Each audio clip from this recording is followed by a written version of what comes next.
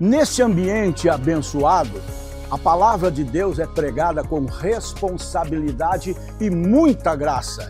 E é este compromisso que nós queremos levar até você e a sua família. Comprometidos com a palavra, o nosso programa diário.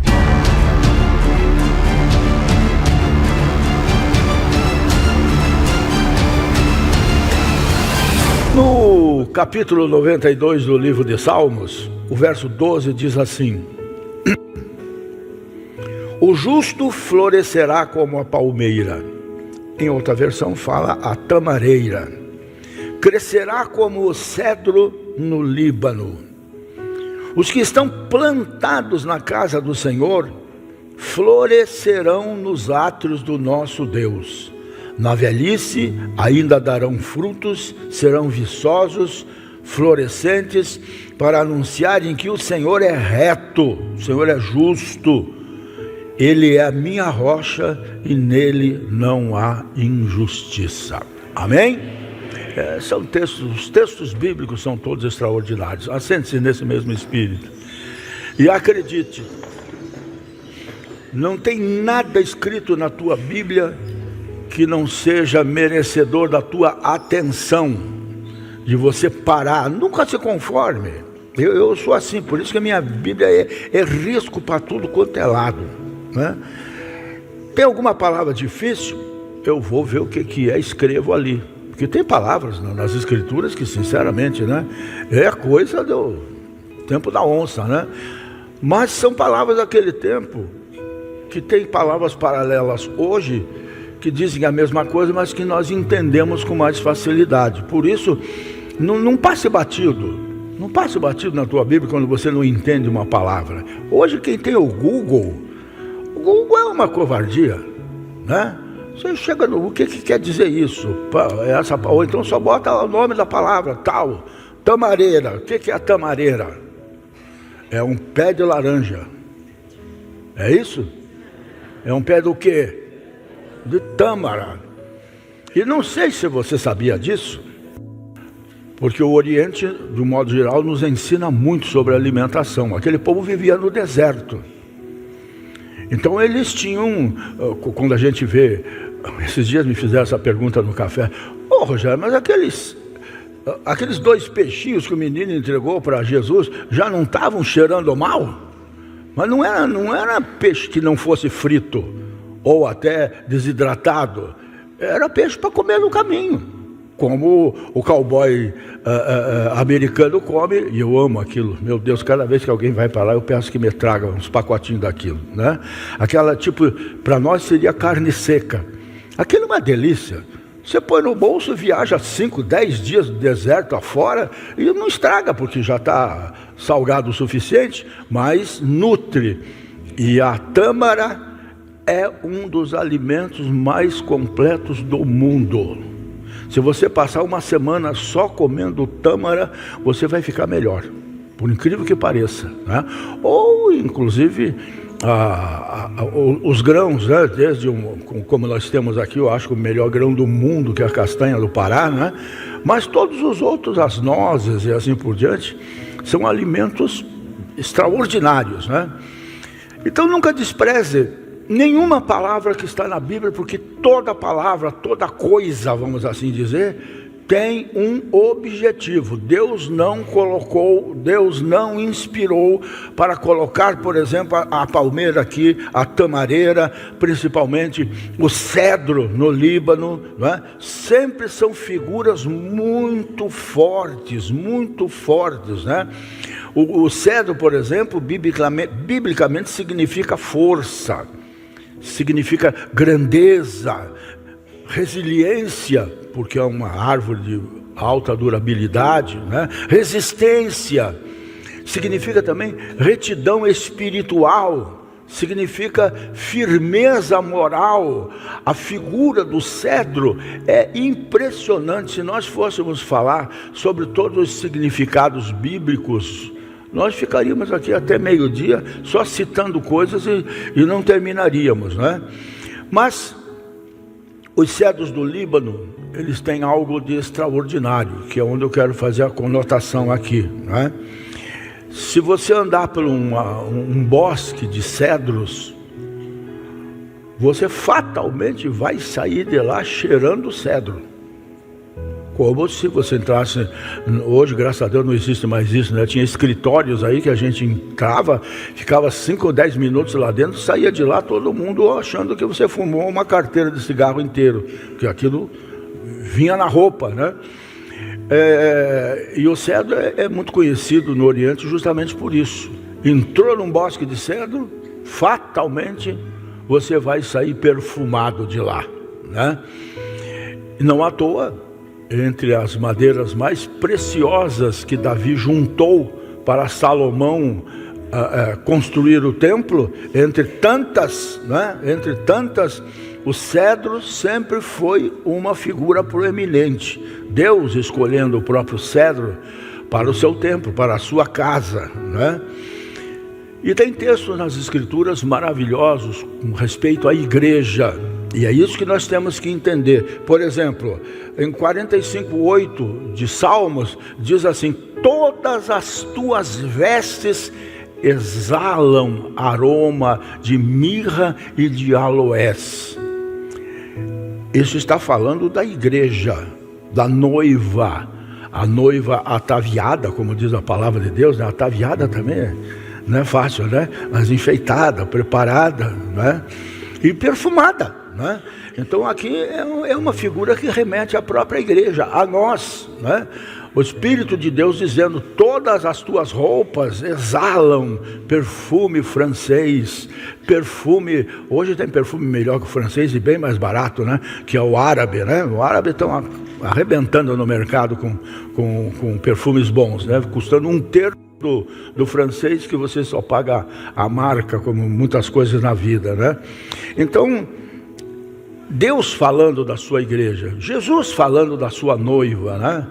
A 10ª igreja, as roupas, o povo da 10ª igreja exala um perfume da maior qualidade. Dá para dizer um amém disso, será? Né? O que exala dessa igreja? E quem é essa igreja? Somos nós. Sou eu, é você. Então podemos assegurar que exalamos perfume, né? Isso é uma figura muito forte, principalmente para os dias que nós estamos vivendo. Nós estamos vivendo, você acredita ou você não acredita, não faz diferença, mas não é possível que não acredite. O tempo do fim está próximo, nunca esteve tão próximo. O planeta está se desmanchando, rachando no meio, como eu tenho visto. O mar está rachando no meio. Esse mar entre a África e o Brasil está fervendo. Ontem ainda eu vi uma figura, não me lembro em que país aí, de milhões de peixes pulando para fora do mar, se atirando para se salvar nas areias. Por quê? Porque o mar esquentou demais da conta. Vocês já devem ter visto isso. Se não viram, não sei o que vocês assistem então, né? Mas peixes os mais horríveis, os mais feios, parecem uns capeta de tão feio, porque eles vivem no fundo do fundo do fundo do mar, onde nunca o homem chegou, portanto nunca foram vistos. A Bíblia fala do Leviatã. Quem já leu o Leviatã na Bíblia aí? Não teve a curiosidade de ir no Google e perguntar o que de acho comer, né? Será que é de pescar? O Leviatã é um monstro espetacular, está na Bíblia várias vezes. E onde habita? Nas profundezas das profundezas. Tem coisa acontecendo, estão acontecendo. Até falei com o pastor Pedrinho agora. Essa semana eu fiquei contente. Quem já ouviu falar de Napoleão Falcão aí? Ninguém? Alguns, né? Quem estuda a Bíblia, com certeza ouviu dele, porque ele é um dos mais antigos e mais prestigiados escritores de Apocalipse, das coisas finais. E ele teve a coragem de se tornar meu parceiro, porque até aqui era só eu que falava isso, que Jesus vai voltar até 2030. Pois ele se apressou. Gente, estou convencido. E ele tem argumentos bíblicos suficientes, porque está escrito que não passará esta geração. Vocês lembram em que ano foi fundado o Estado de Israel? quando eu nasci, 48. Hoje as gerações não são mais 20, 40 anos, a geração hoje é 80. Portanto, 48 com mais 80, 2028. Então ele diz, Jesus vai voltar em 2028. Eu ainda continuo sustentando o 2030, mas prestem bem atenção, ninguém aqui é maluco, ninguém rasga a nota de 100 aqui, né? Eu não estou marcando a volta de Jesus, eu estou tirando as minhas deduções por tudo que está acontecendo. E não tem ninguém neste planeta, por mais famoso que seja, que esteja pregando o evangelho com tanta contundência como a própria natureza. A natureza está gritando no ouvido de todo ser humano: Jesus está voltando, prepara-te para te encontrares com o teu Deus. Isso não é para botar medo. Vocês têm que entender isso também. Quando eu falo essas coisas, não é para botar medo em você. Eu espero que você já esteja livre do medo há muito tempo, porque se o Filho vos libertar, verdadeiramente sereis livres do medo também, né? Então essas coisas todas que estão acontecendo, ela é terror para o mundo, ela é um terror para o mundo, mas para nós que somos filhos de Deus, gente, é tudo que nós devíamos desejar que acontecesse. Não tem dia que eu digo, Maranata, ora vem Senhor Jesus. Vem logo, porque ele vindo logo, eu não vou deixar meus livros, meus discos, meus CDs, meus DVDs e tudo mais, eu não vou deixar nada. Eu vou levar o principal, que sou eu mesmo, para a glória, quando Jesus vier buscar a igreja. Então eu não tenho motivo para ter medo dessas coisas, eu devo ter motivo para me preocupar em me manter firme, porque aquele que perseverar até o fim será salvo. Então, o fim não é hoje, pode ser amanhã, mas se for hoje ou se for amanhã, o fundamental é que eu esteja perseverando nos caminhos do Senhor. Por outro lado, nós também não podemos trabalhar na nossa mente, no nosso espírito, o terror gratuito, porque a gente às vezes perde a razão e fala um palavrão ou qualquer coisa parecida assim. Não é por isso que você vai para o inferno, claro que não, né? Tem pecado e tem pecado, né? Se fosse assim eu também estava perdido, né? Quem que não está? Não é toda hora que o Curitiba consegue empatar uma, quase sempre nós perdemos, e aí a gente fica mordido de raiva, né? Isso, time aquilo e tudo mais. Pronto, já está pecando. E você acha que eu vou para o inferno só porque eu xinguei meu time? Para com isso, né? Então se preocupe com as coisas que tem que ser, que trazem realmente preocupação no que diz respeito à salvação da nossa alma eterna. Mas essas picuinhas, por isso que eu faço tanta questão de ensinar vocês a mesa da ceia. A mesa da ceia é para todos os que aceitaram Jesus como Senhor e Salvador, é para todos aqueles que desceram as águas do batismo, porque esse é o cartório que nos dá nome eterno, né? E a mesa é para todos, menos para um tipo de pecado, que é a guerra da igreja contra a igreja, porque a ceia é uma festa de unidade, e guerra não é unidade, muito pelo contrário, é divisão. É isso que nos incapacita de estarmos à mesa. Mas muitos já pensam, hoje eu chamei o meu marido de feio. Bom, ele é mesmo. Brincadeira. Não é por coisas tão pequenas assim que a gente vamos jogar tudo fora. Então você precisa aprender a viver com um pouquinho mais de liberdade, não libertinagem, um pouco mais de liberdade, não se cobrar tanto, se perdoar principalmente, porque tem gente que tem o coração amargo, não é porque não perdoa alguém, é porque não perdoa a si mesmo, quando Jesus já perdoou, não é? Cometemos vários erros nisso, né? Mas voltando para o perfume, Paulo, o apóstolo aos gentios, e falando de apóstolo aos gentios, nós estamos, a igreja, a escola bíblica está ministrando a igreja dos gentios. E tem uma classe muito especial que eu queria convidar a maioria de vocês, principalmente quem já é obreiro, trabalha da igreja e tudo mais. Pastor Pedrinho está dando essas aulas todo domingo da igreja dos gentios, né? Na chamada classe master, né? Então estão todos convidados, inclusive hoje mesmo. Gasta mais 45 minutos e houve uma aula que é difícil a gente falar de púlpito, porque o púlpito, a linguagem tem que ser diferente, o tempo é outro, e vocês normalmente não participam perguntando: "Ô pastor, estou com dúvida, o que é isso?" Fica meio esquisito, né? Mas na classe de escola bíblica pode. Então hoje mesmo, quando terminar o culto, segue o pastor Pedrinho, né? Que vocês veem todo domingo, antes de terminar o culto propriamente dito, ele já está levantando e saindo, porque já está começando lá a aula, né? Mas Paulo diz uma verdade que tem que ser verdade para nós, porque para Deus somos o bom perfume de Cristo.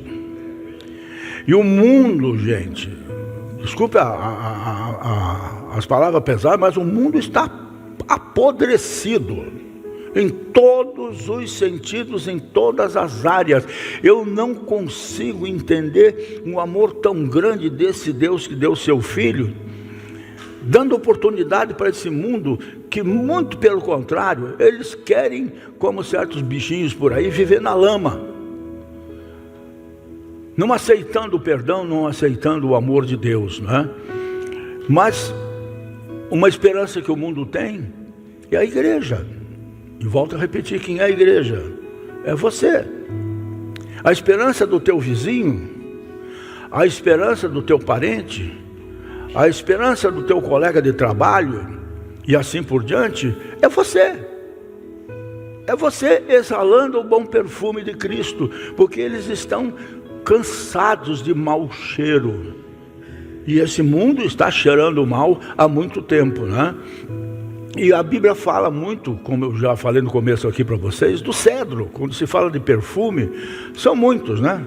Eu até tenho uma coleção de vidros grandes assim, de essências bíblicas, né? Desde a mirra até a rosa, né? Por exemplo, né?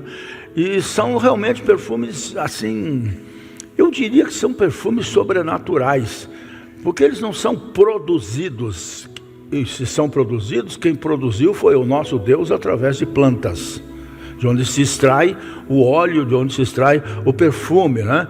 E o cedro do Líbano era conhecido por aquilo que nós ainda conhecemos. Os cedros do Brasil não são tão grandes assim, mas lá é diferente, porque eles estão no seu, como é que eu vou usar a expressão? No seu habitat natural, né? Então eles se desenvolvem muito mais, eles são portentosos, né? E são resistentes. E de longe, eu me lembro, quando eu era menino, meu pai e minha mãe trabalhavam, ninguém conhece isso, a fábrica de cimento Portland, Paraná, que era lá em Pinhais. Era um negócio muito grande, 72 casas germinadas, e só morava eu, meu pai e minha mãe lá, e o gerente da coisa toda, né? E para a casa dele, que era uma mansãozona para aquele tempo, você subia e chegava numa certa altura, ela era, até chegar na mansão do homem, era toda ladeada de cedros. Mas era, eu me lembro, estou me vendo lá subindo com dificuldade, aquela subida que chegava na casa dele, né? O cheiro, o perfume que exalava, quando você passava por aquele corredorzão comprido, eu acho que dava miseravelmente 100 metros, 150 metros de uma estradinha ladeada de cedros. São coisas, você vê, isso já passou há mais de 70 anos. E eu sinto o cheiro aqui, falando para vocês, né? É muito forte isso, né? E os palácios e templos daquele tempo, eram construídos com cedro, né? Hoje, muitos de vocês conhecem, principalmente forro do cedrinho, né? O cedrinho, que é uma madeira, por sinal, muito bonita, que nem devia ser pintado, né? Mas os palácios e templos daquele tempo, eles tinham esse perfume impregnado neles, porque as madeiras eram de cedro, né? E da mesma forma, o que eu quero dizer com isso? Quem permanece na presença de Jesus, passa a carregar a sua essência. Eu espero que você esteja entendendo que tipo de perfume que a gente carrega, que é o perfume da simpatia, da atenção, da empatia, do amor, da paciência, aquilo que o mundo não oferece, a gente, delicadeza, gentileza, que não existe mais, não é isso? E eu não sei se você já passou por isso, mas muitas vezes pelo meu trato com as pessoas, na rua, em qualquer lugar e tudo mais, me faz a pergunta: o senhor é evangélico, né? Se eu sou assim, por quê? Por causa disso, dessa atenção que a gente dá, porque o Espírito Santo está na nossa vida, àqueles que são acostumados a ser tratados com brutalidade, né? A igreja é chamada para isso, para espalhar o perfume de Cristo por onde quer que passa. E perfume, volta a repetir, é sempre agradável. Até o miserável do patchouli é agradável. Acho que alguns entenderam, né? A maioria nem conhece perfume patchouli, né? Mas a maconha por si, assim como a cana, foi feita por Deus com uma outra finalidade. Veio o diabo e transformou em cachaça e transformou em droga. Mas era para outra coisa, né? Então, uns pontinhos para a gente abordar aqui, embora eu já tenha avançado muito, né? Primeiro, quem permanece em Cristo absorve essa essência, esse perfume, esse cheiro bom. Absorve isso, assim como as roupas guardadas entre os cedros, por exemplo, né? ou qualquer outra coisa que você imagine aqui, a canela e assim por diante, né? Vai absorver aquele perfume, né? E aqueles que vivem em comunhão com Jesus passam a refletir. Quando a gente fala o seu perfume, é o seu caráter, a sua integridade, né? A sua forma de ser. E a nossa fala deve transmitir graça. Nosso jeito de falar deve transmitir graça.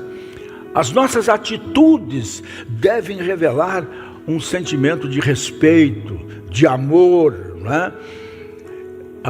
Me lembro de alguém do passado que disse isso. Me lembro dos meus programas de rádio que eu citava essas coisas, né? Alguém disse assim: pregue sempre o evangelho. Se precisar, use palavras. Olha a força dessa frase, não é? É o perfume de Cristo. Seja perfume de Cristo. E você não precisa fazer mais nada, não precisa alardear por aí, trombetear por aí. Todo mundo saberá quem você é, sem dúvida nenhuma, né? E a nossa vida deve testemunhar, né, Cristo. Justamente sem precisar de muitas palavras, por comportamento, por simpatia, por cuidado, porque afinal de contas, a gente anda tropeçando em gente aí pelas ruas, mas na verdade a gente tem que olhar de outra maneira. Nós estamos tropeçando em almas. Almas. Esses corpos, essa gente com a gente tromba por aí, isso tudo vai para o buraco um dia, mas a alma não. A alma só tem dois destinos. E o destino de muitos está na nossa mão, né? Então a presença de Deus transforma o nosso interior antes de alcançar o nosso exterior. Segundo ponto, o perfume de Cristo, ele influencia o ambiente. Por que nós estamos tão ordeiramente assentados aqui, ouvindo a palavra, louvando, adorando? Por que nós estamos aqui, né? É a presença do Senhor, é o perfume do Senhor que influencia a nossa própria vida. Nós não podemos nos contentar em vir à igreja, a gente tem que vir para a presença de Deus. Presença de Deus. Já cansei de falar isso, mas não encontro coisa melhor para falar. É como o ar que nós respiramos. não estaríamos aqui, não estaríamos nem um pouco confortáveis, muito pelo contrário, estaríamos mortos, né? Então, o perfume não precisa fazer esforço para ser percebido, né? Não precisa. Deixa eu ver se tem aqui. Tem, né? Se bem que não é aqui, a gente também erra nisso, né? Não se põe perfume em roupa, né? Sabia disso? Não se põe perfume em roupa, se põe na pele, né? Um cheiradinha no quengo aqui, outra aqui também no outro quengo, né? As mulheres botam perfume aqui no pulso, né? Provavelmente para sair assim depois, né? Para espalhar o perfume. Mas o perfume não precisa fazer esforço para ser percebido. Basta que ele seja perfume e de qualidade. O crente é a mesma coisa. Não precisa fazer esforço, né? Uma igreja cheia da presença de Deus, uma pessoa cheia da presença de Deus, ela influencia famílias, bairros, cidades, nações. Ela influencia o mundo, gente, né? Então, procure ser, lute para ser um agente de paz onde houver conflitos. Uma oração, um conselho. Não entra na bronca, não entra na briga, né? Deixa o fogo baixar, aí você entra com o perfume de Cristo e eles vão poder sentir isso realmente, né? Então, gente, leve esperança. Olha, eu vou dizer uma coisa. A coisa mais maldita que esse governo conseguiu criar no Brasil não foi essa roubalheira, R$1 trilhão por mês que nós temos que pagar de juros e sai do nosso bolso, né? Não é isso. O maior pecado é eles terem destruído a esperança do brasileiro. E nós somos o povo da esperança. Nós não podemos nos deixar afetar por isso. Nossa esperança, tem um hino antigo que diz: nossa esperança é sua vinda, o Rei dos Reis vem nos buscar. Essa é do tempo do Luizão ali.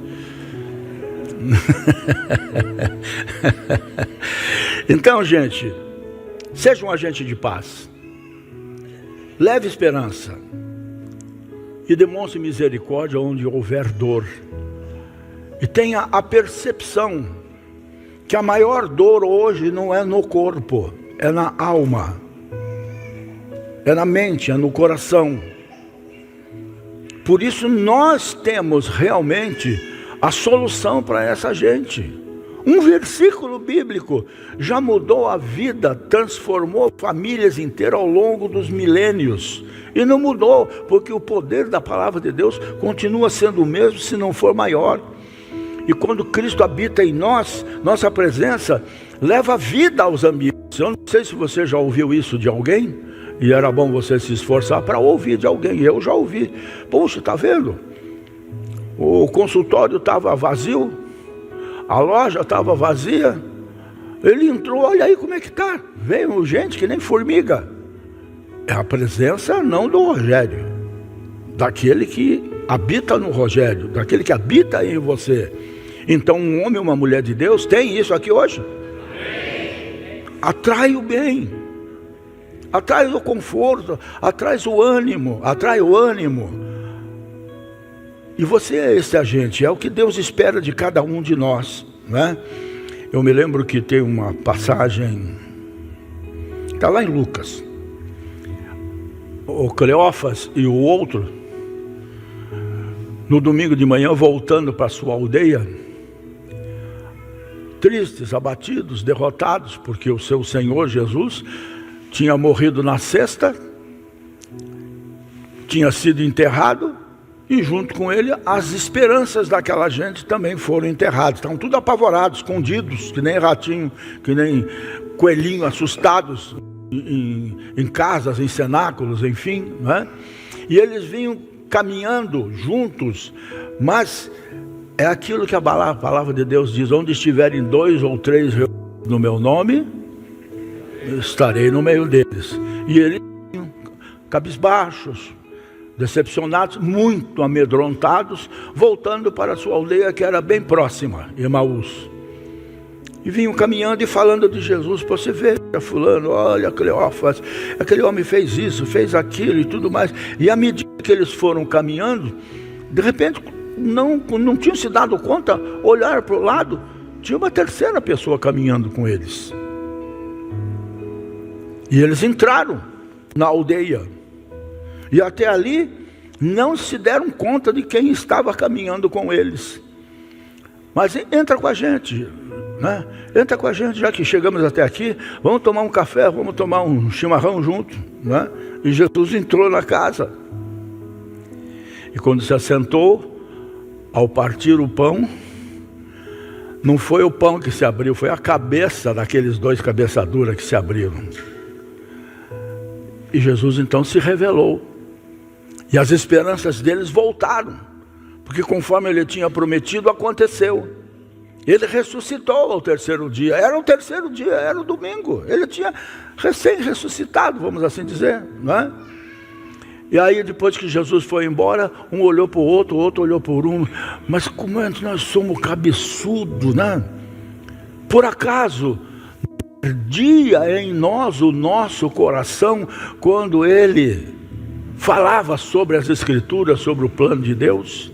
E é isso, quando se fala de Jesus, quando se fala do Evangelho, quando se cita um versículo que esse mundo não conhece, queima realmente o coração, né? Então isso através da nossa própria vida. Não tenha medo de citar versículo. Eles não têm medo de te afrontar o dia inteiro, a noite inteira, na televisão, na rua, no cinema, no jornal, na revista. Afronte eles, mas só que a nossa afronta é uma bênção, né? Nossa afronta é pregar Jesus, pregar o amor e o perdão de Deus, né? Terceiro ponto, o cedro, essa árvore tão maravilhosa, representa, entre outras coisas, firmeza, permanência. É o que nós lemos aqui no Salmo: o justo florescerá como a palmeira, crescerá como o cedro no Líbano. Os que estão plantados na casa do Senhor florescerão nos átrios do nosso Deus, florescerão na sua presença, no Santo dos Santos, no lugar santíssimo. E é isso que Deus quer de mim e de você. Sabe o que Ele quer mais de mim e de você? Nós. Ele quer mais de mim, Ele quer mais de você. Ele te ama. É como o filho, a filha, que a gente quer abraçar, a gente ajuda em qualquer instante. Deus quer se portar como nosso Pai, sempre. Mas para isso, em primeiro lugar, nós temos que nos apresentar e nos portar como filhos. Filhos, não visitantes. Hoje nós não viemos visitar a igreja, hoje nós viemos visitar o Pai. Amém? Então o cedro do Líbano resistia ao tempo, as tempestades. Como eu disse sobre Davi, era escolhido para as construções mais suntuosas dos palácios de antigamente, né? E Deus deseja uma igreja assim, madura, firme, inabalável, que não se deixe fazer sofrer por mentiras que Satanás apresenta aí dia e noite, em todos os lugares. Não entra nessa. Eu costumo dizer para vocês aqui uma coisa, eu sempre disse isso, né? Se um dia você perceber que eu estou fugindo das Escrituras, que eu estou distorcendo textos bíblicos, não volte mais aqui, porque eu sou mais um picareta da fé então. Então fica firmado na palavra de Deus, permaneça firme, mesmo nas dificuldades, aliás, principalmente nas dificuldades, permaneça firme, não negocie os princípios da palavra. Nós não temos essa liberação para negociar a palavra é o que é e acabou, ela diz o que ela diz. O problema é que nós temos problemas com falsos ensinadores por aí, que destroem até, não só igrejas, como famílias, casamentos e tudo mais, ensinando coisas que não estão na Bíblia, não é? Por exemplo, nesses termos, rico nenhum entra no céu. É mais fácil passar um camelo pelo fundo da agulha. Você já leu isso, já ouviu isso? E o que Jesus quis dizer? Que o camelo não passa pelo fundo da agulha. E não tem que ver com aquele papo furado que tem uma porta chamada porta dos camelos, que se o camelo se ajoelhar, ele passa com dificuldade. Então não é o que Jesus está dizendo. Ele está falando da impossibilidade de quem confia nas riquezas entrar no reino dos céus, do que é dono das riquezas. É isso. Está escrito assim? É assim que é. Eles querem embonitar a coisa, né? Não funciona desse jeito, né? Então, gente, permaneça fiel nas dificuldades. Você vai ser recompensado. Como Pedro escreve, né? O que você está passando, nossos irmãos no mundo inteiro estão passando. Não negocie os princípios da palavra e cresça em santidade. O que é santidade? É separação das coisas do mundo que nos afastam de Deus. Cresça em maturidade espiritual, firmados na palavra, não em notícias. Quem está enraizado em Cristo, como cedro do Líbano, permanece em pé. Jeremias tem um texto extraordinário no seu capítulo 17 que fala disso, né? Aqueles que estão fundamentados, enraizados à beira de águas. Pode vir o deserto que vier, pode vir a seca que vier, as suas raízes profundas vão buscar lá no leito escondido do rio água suficiente para sobreviver e frutificar. Esse é o crente firmado na palavra, que não se deixa ser abalado por conhecer o seu Deus. Mas eu quero conhecer a Deus e eu não consigo, Senhor, por quê? Porque não lê a Bíblia, porque Deus é a palavra, Jesus é a palavra, o verbo encarnado, não é? Então, gente, a igreja finalmente deve espalhar o perfume de Cristo até que Ele venha. Você acabou de participar de mais uma edição do seu programa Comprometidos com a Palavra. Querendo Deus, a gente volta. Agora, um grande abraço do pastor Rogério Amorim, um bom dia mesmo e viva Cristo!